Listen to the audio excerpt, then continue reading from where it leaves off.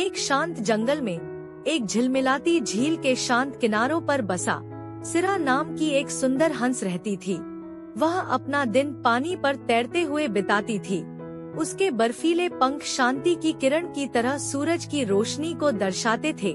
एक दिन ओरियन नाम का एक उल्लू जंगल में चला गया और झील के किनारे एक मजबूत पेड़ को अपना नया घर चुन लिया। ओरियन और सिरा जल्द ही अविभाज्य दोस्त बन गए।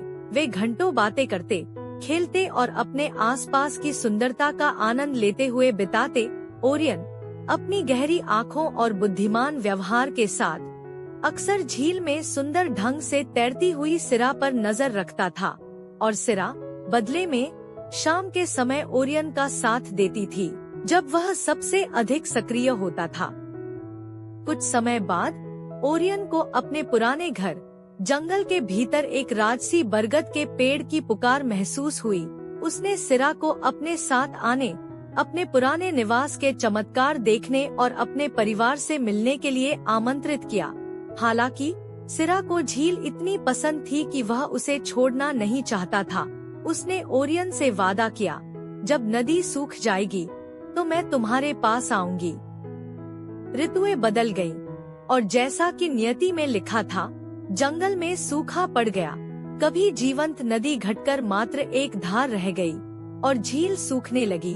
अपना वादा निभाते हुए सिरा ने ओरियन से मिलने का फैसला किया। उसने अपनी प्यारी झील को अलविदा कहा और बरगद के पेड़ के पास चली गई जहां ओरियन रहता था।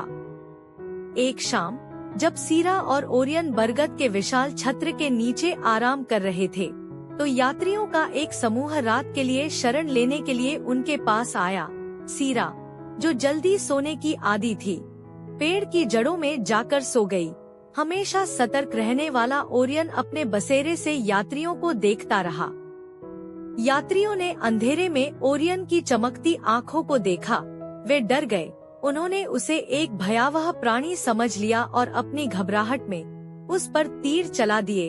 ओरियन जल्दी से भाग गया, लेकिन एक तीर सिरा को लगा, जो नीचे शांति से सो रही थी। ओरियन का दिल पछतावे और दुख से भर गया। वह नीचे उतरा और सिरा की देखभाल की, जो घायल थी लेकिन जीवित थी। सुधार करने के लिए दृढ़ संकल्पित, ओरियन ने अपने दोस्त की देखभाल करने के लिए खुद को समर्पित कर दिया। वह उसके लिए खाना लाता था, उसे गर्म रखता था और लंबी रातों के दौरान उसके लिए सुखदायक गीत गाता था। ओरियन की कोमल देखभाल के तहत सिरा धीरे धीरे ठीक हो गई। इस चुनौतीपूर्ण समय को एक साथ पार करते हुए उनका बंधन और भी मजबूत हो गया। ओरियन ने अपने दोस्त के भरोसे का मूल्य समझा और हमेशा उसकी रक्षा करने की कसम खाई, ठीक वैसे ही जैसे उसने अपनी प्यारी झील को छोड़ने के लिए उस पर भरोसा किया था। अंत में झील एक बार फिर भर गई और सिरा वापस आ गई, लेकिन सिरा और ओरियन के बीच दोस्ती अटूट रही। वे अक्सर एक दूसरे से मिलने जाते थे।